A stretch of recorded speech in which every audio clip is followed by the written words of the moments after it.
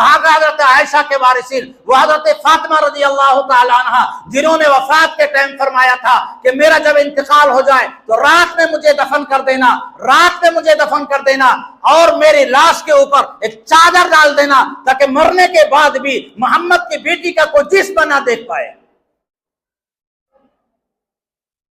हजरत आयशा फरमाती हैं कि जब मेरे हुजरे में हजरत नबी अलैहिस्सलातु वस्सलाम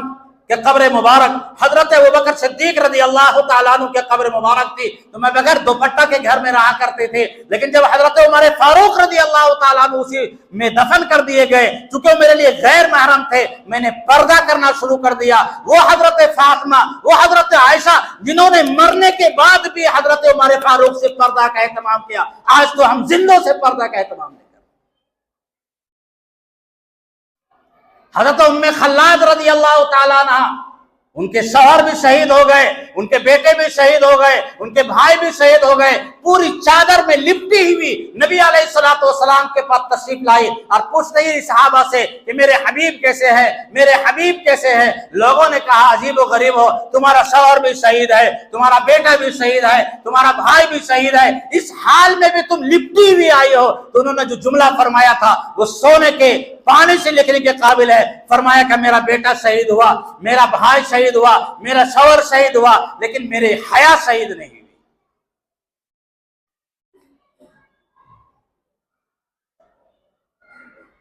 आज अपने घरों के माहौल को आप देख लीजिए, एक घर में बैठ करके साथ में टीवी देखते हैं, बाप भी, बेटा भी, जवान बेटी भी साथ में टीवी देखते हैं। अब फिर वाकया पेश आ जाता है तो परेशान होते हैं। अगर हम लोग मना करते हैं तो ताना दिया जाता है कि ये मौलवी दुनिया से रोकना चाहता है, हमारी बेटी को तरक्की से रोकना चाहता है, और बेटी तरक्की करते करते ये जो भाग जाती है गैर मुस्लिमों के साथ, तो इतनी तरक्की कर गई, इतनी तरक्की कर गई कि आप तसव्वुर भी नहीं कर सकते हो, सीधा जहन्नम में तरक्की कर गई। नकाब डालने का मतलब ये नहीं कि सब नकाब डालकर कुछ भी काम कर लो। नकाब तो लोगों ने अजीब व गरीब फैशन बना दिया, गुनाह छुपाने का जरिया लोगों ने बना दिया। अपने घर के माहौल को जब तक के बदलेंगे नहीं, अपने घरों में कुरानी तालीमात को जब तक को आम नहीं करेंगे, अपने घर में दीनी माहौल जब तक के नहीं देंगे, सुबह शाम बच्चियों को फज़ाइल आमाल, मुंतखब अहादीस और जो किताबें हैं, बहश्ती ज़ेवर है, बहश्ती समर है, इन किताबों की जब तक कि हम तालीम नहीं करेंगे और उनके दिलों में ये बताएंगे नहीं कि मुसलमान किसे कहते हैं, ईमान का तकाजा क्या है, तब तक के हम कामयाब नहीं हो सकते हैं। हम खुद भी ईमान से गए, दूसरे भी ईमान से जा रहे हैं, हजारों की तादाद में बच्चियां मुर्तद हो रही, वो भी मुर्तद, उससे औलाद जो होगी वो भी मुर्तद, नस्ल दर नस्ल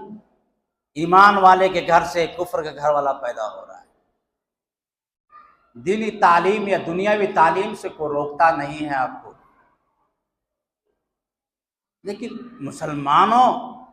अपने उन स्कूलों में दाखिला कराओ जिसमें पर्दे का नज्म हो, ईमानियात पढ़ाया जाता हो, और नहीं अगर है ऐसा स्कूल तो हर मुसलमान पर फर्ज है कि ऐसा कॉलेज वो खोले अपने इलाके में जहां दीनी तालीम और दुनियावी तालीम मुकम्मल दी जाए। आपको